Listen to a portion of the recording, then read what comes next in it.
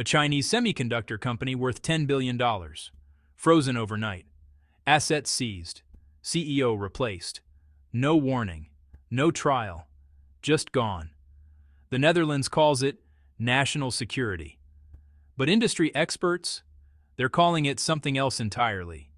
This is the story of the biggest corporate takeover you've never heard about. While the world has been watching trade wars unfold on television screens and hearing politicians debate tariffs, something far more significant has been happening behind closed doors. China's semiconductor industry isn't just growing anymore. It's exploding. The numbers tell a story that makes Washington incredibly nervous. By the start of this year, China achieved something many analysts thought impossible just 5 years ago. 45% self-sufficiency in semiconductor equipment manufacturing, nearly half. Let that sink in for a moment. A nation that was once almost entirely dependent on foreign technology for its chip-making capabilities now produces almost half of what it needs on its own soil. But here's where it gets even more interesting. In the memory chip sector, domestic Chinese equipment has captured 40% market penetration. These aren't small gains. These are seismic shifts in the global technology landscape. The industrial chain that powers everything from smartphones to supercomputers is being rewired, and China is holding more of the cables than ever before. Now you might be thinking, what about the really advanced stuff? The cutting-edge processors that power artificial intelligence and high-performance computing? Fair question. The United States still leads in high-end graphics processing units, the kind that make ChatGPT and autonomous vehicles possible. But even here, the gap is narrowing faster than most people realize. Chinese companies aren't just trying to copy Western designs anymore. They're innovating around the restrictions. Through what engineers call architectural innovation and the careful construction of domestic computing ecosystems, they're finding ways to reduce technological dependence without necessarily matching Western specs chip for chip. Sometimes, different is better than identical. There's one piece of technology that has always been considered the Mount Everest of semiconductor manufacturing: the lithography machine. This is the device that prints microscopic circuits onto silicon wafers, and for decades, it was thought you needed the most advanced version, called EUV lithography, to make the smallest, most powerful chips. The problem?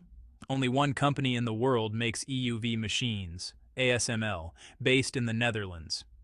And for years, the United States has pressured ASML not to sell these machines to China. It seemed like an unbreakable barrier. The ultimate technological choke point. But then something unexpected happened.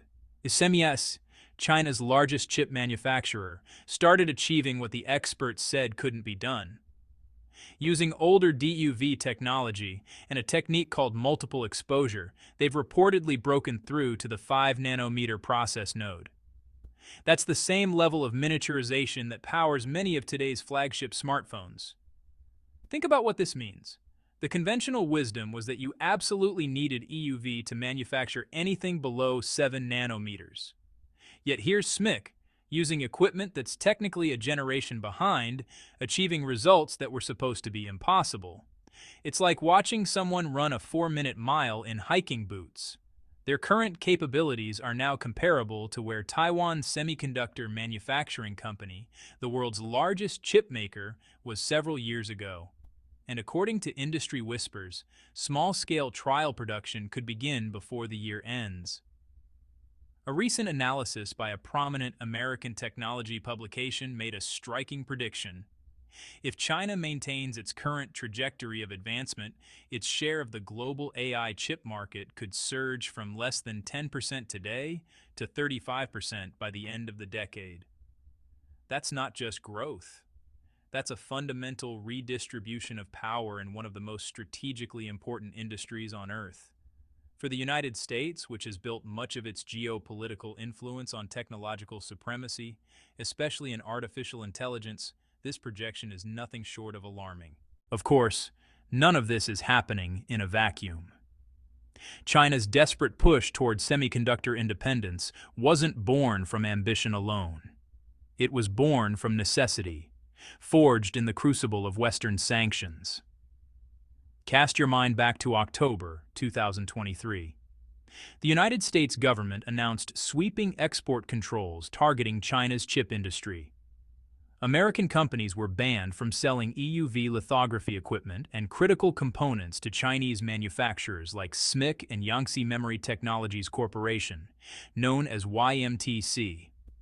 The impact was immediate and brutal. SMIC's mass production timelines were pushed back by 3 to 6 months. Supply chains seized up. Engineers scrambled to find workarounds. It was economic warfare conducted through export licenses and entity lists. But the restrictions didn't stop there. By this year, the list of sanctioned Chinese firms had grown substantially. Companies like Cambricon, a key player in AI chip design, found themselves on the notorious entity list. This designation is essentially a corporate death sentence when it comes to international business. These firms were barred from purchasing advanced manufacturing services from overseas foundries. No chips from Taiwan, no chips from South Korea, cut off. Then came another twist. The United States government required global cloud service providers to stop using any Chinese-made chips when offering computing power to Chinese AI companies. Imagine building an entire digital ecosystem only to have the foundation yanked out from under you. The numbers are stark. Exports of high-performance graphics cards like NVIDIA's A100 and H100 to China collapsed by 70%. These aren't just any chips. These are the workhorses of modern artificial intelligence, the silicon brains that train language models and crunch massive data sets. Faced with this technological blockade, Chinese companies had a choice: give up or go it alone. They chose the latter. And that decision is now reshaping the global semiconductor landscape. Which brings us to September 30th of this year, a date that will likely be remembered as a turning point in the semiconductor wars. Without warning, the Dutch Ministry of Economic Affairs invoked an obscure piece of legislation called the Commodity Supply Act, a law that dates back to the Cold War, gathering dust for decades. Using this legal relic, they issued an immediate asset freeze order against a company called Nexperia and its 30 global subsidiaries. Let me be clear about what this meant in practice. Nexperia, a major semiconductor manufacturer, was suddenly prohibited from adjusting its assets, managing its intellectual property, conducting normal business operations, or even making personnel decisions. Everything froze. Research and development halted, capacity expansion stopped, customer deliveries suspended. At Nexperia's factory in Germany, engineers had prepared approximately 2 million automotive chips destined for manufacturers like Tesla and Volkswagen. These weren't consumer gadgets. These were critical components for electric vehicles, the kind of chips that manage battery systems and power distribution. Once the freeze order took effect, those chips were sealed in the warehouse, locked away, unsellable. The very next day, a Dutch court took an even more dramatic step. Without conducting a full judicial review, they suspended the management rights of Wingtech Technology, the Chinese parent company that owned Nexperia.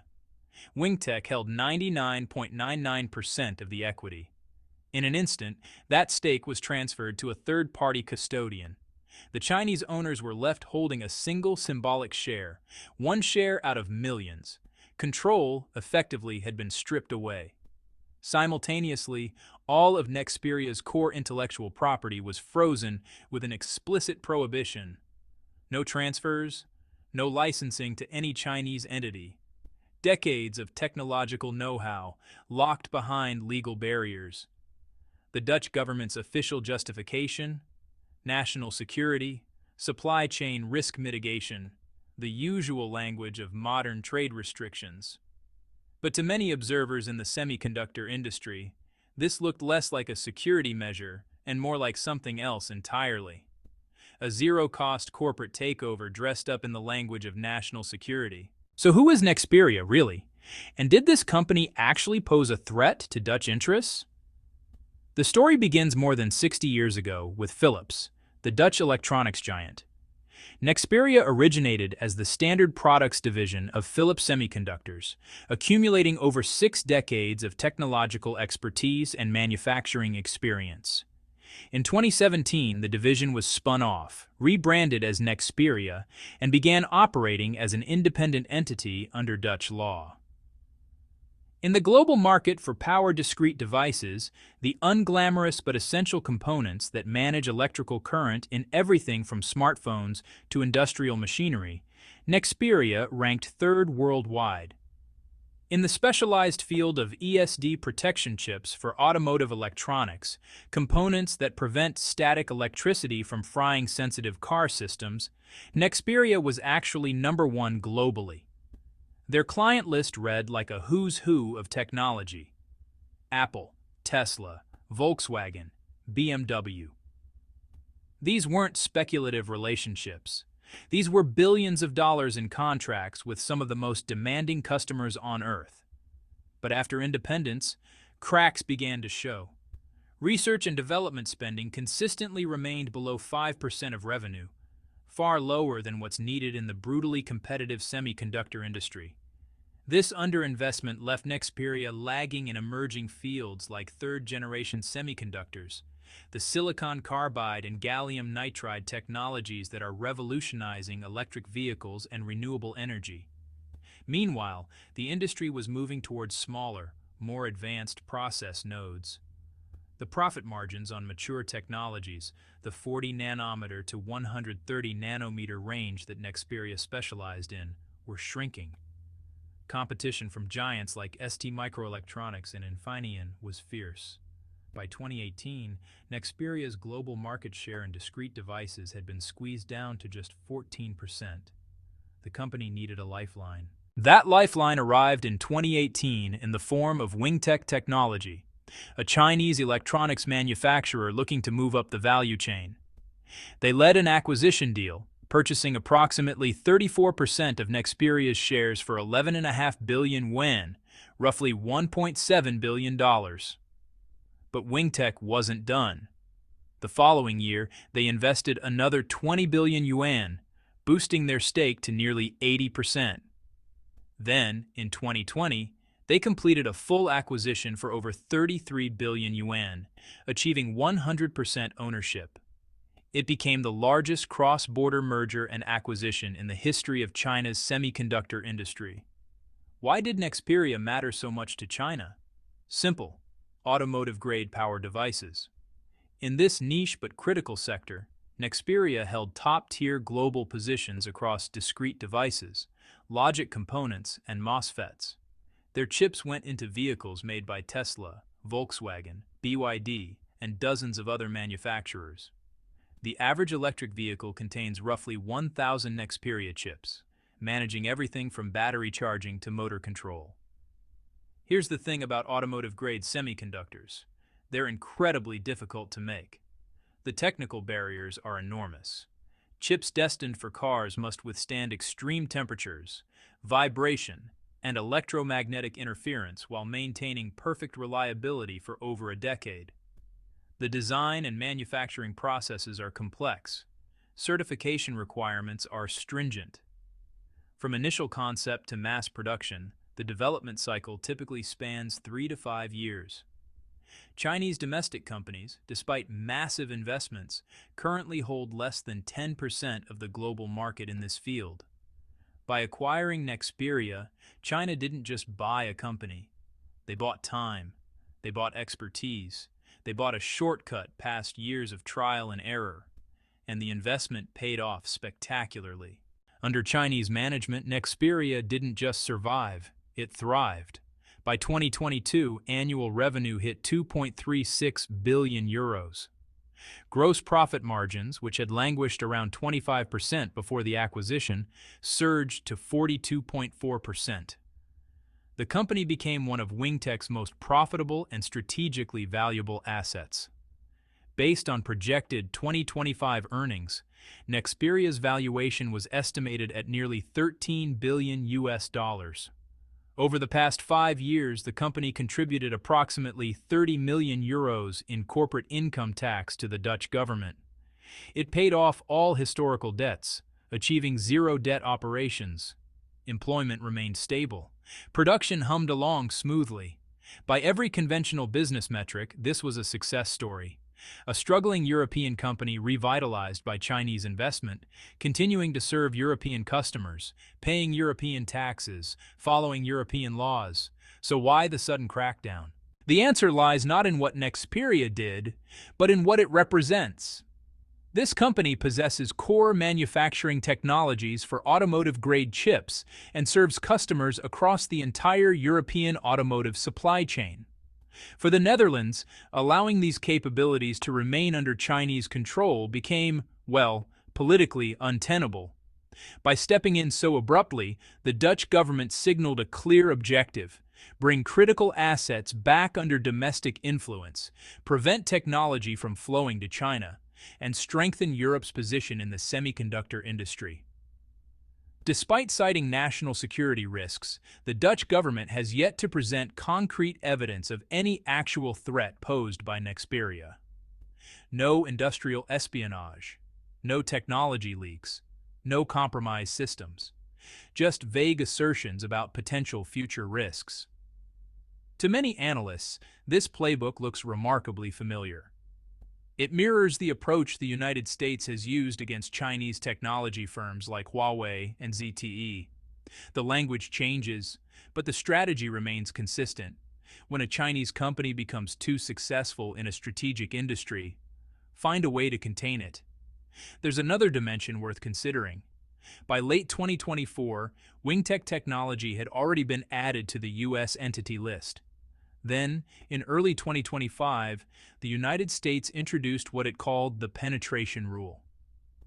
Under this regulation, if a parent company is listed, any subsidiary in which it holds more than 50% ownership also falls under the same restrictions, even if those subsidiaries are registered in third countries. The timing of the Netherlands' action against Nexperia wasn't coincidental. It looks like coordination, alignment, a strategic partnership. After all, the United States had previously offered the Netherlands 3 billion euros in subsidies under the CHIPS and Science Act. But there was a condition: cooperation in limiting China's technological advancement. For the Netherlands, this move achieved multiple objectives simultaneously. It demonstrated solidarity with Washington. It reclaimed valuable semiconductor assets at virtually zero cost. And it weakened China's technological supply chain in critical sectors like electric vehicles and industrial automation. From a certain strategic perspective, it was brilliant.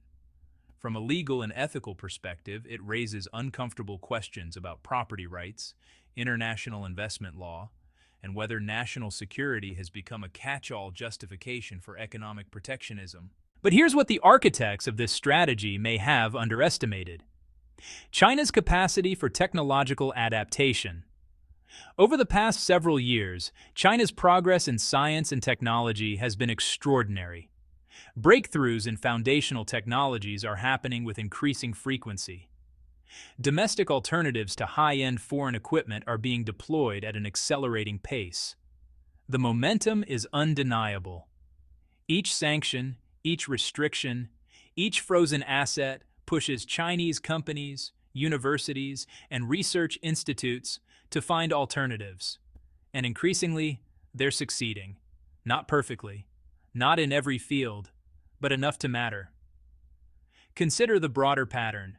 When the United States restricted access to advanced lithography machines, Chinese engineers developed multi-patterning techniques to work around the limitations. When GPU exports were curtailed, Chinese firms invested billions in developing domestic AI accelerators. When cloud providers were pressured not to use Chinese chips, Chinese companies built their own cloud infrastructure. External restrictions create short-term pain, absolutely. They slow progress, they force costly detours. But halting China's technological advancement entirely? That's a different proposition altogether. The Dutch seizure of Nexperia might reclaim one company's assets, but it doesn't erase the knowledge that thousands of Chinese engineers gained from 5 years of operating a world-class semiconductor manufacturer. It doesn't reverse the supply chain relationships that were built. It doesn't delete the lessons learned. If history teaches us anything, it's that technological development, once set in motion, is remarkably difficult to stop. You can delay it, you can redirect it, but stopping it completely requires more than export controls and asset freezes. So what are we really witnessing here? On the surface, this is a story about one company, frozen assets, and geopolitical maneuvering. But zoom out and you see something larger. The semiconductor industry transforming into the central battlefield of 21st century great power competition. Chips are no longer just products. They're leverage. They're weapons. They're the foundation upon which economic and military power will be built for decades to come. Whoever controls the technology to make the most advanced semiconductors will shape the future of artificial intelligence, quantum computing, autonomous systems, and countless technologies we haven't even imagined yet. The Netherlands' seizure of Nexperia is one move in a much longer game. It won't be the last. As China continues advancing and Western nations grow increasingly anxious about losing technological supremacy, we should expect more of these dramatic interventions.